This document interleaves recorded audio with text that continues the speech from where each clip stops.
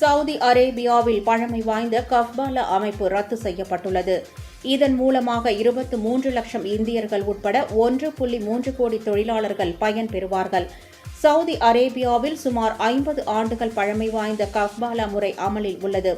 இந்த முறையில் முதலாளிகள் புலம்பெயர்ந்த தொழிலாளர்களை அடிமையாக்கி அவர்கள் மீது கிட்டத்தட்ட முழுமையான கட்டுப்பாட்டை கொண்டிருந்தனர். ஒரு தொழிலாளி வேலையிலிருந்து வேறு இடத்திற்கு மாறலாமா, நாட்டை விட்டு வெளியேறலாமா அல்லது சட்ட உதவியை நாடலாமா என்பதை முதலாளிகள் மட்டுமே தீர்மானிக்க முடியும்.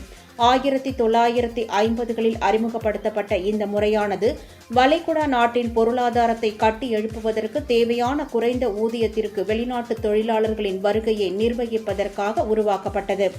அண்மை காலமாக இந்த முறையில் துஷ்பிரயோகம் மற்றும் சுரண்டல்கள் அதிகரித்தது.